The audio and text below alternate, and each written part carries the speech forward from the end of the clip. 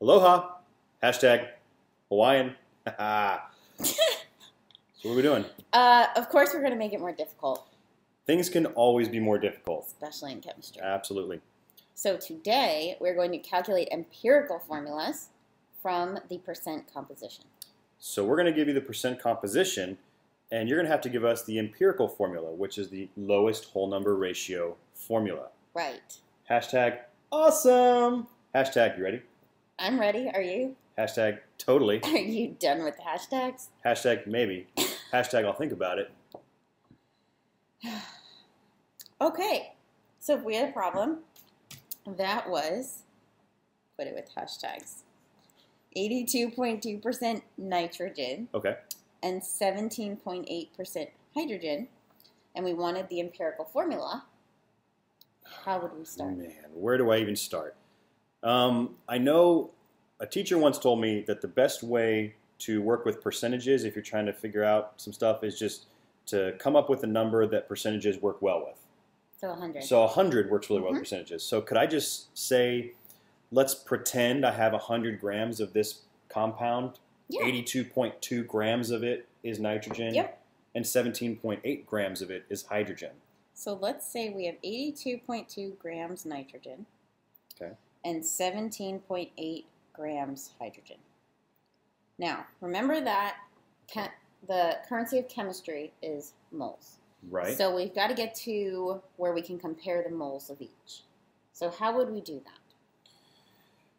Molar mass? Yep.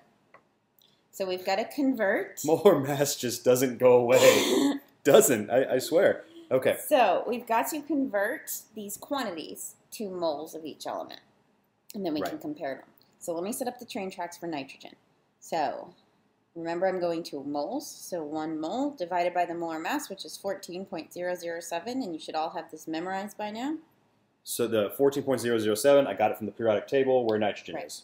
So we're just going from grams to moles. Got it. So 82.2 divided by 14.007 is 5.87 moles of nitrogen. Yeah, that's what I got too. Sure.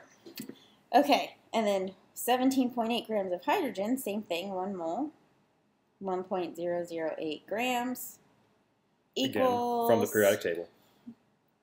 17.66 moles of hydrogen. You beat me that time.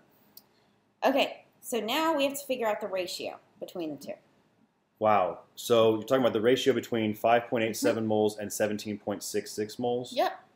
So we're going to divide the larger one by the small. Okay, take the big number divided by the small number. So it doesn't matter when I'm doing these, just the biggest number divided by the smallest number. Right.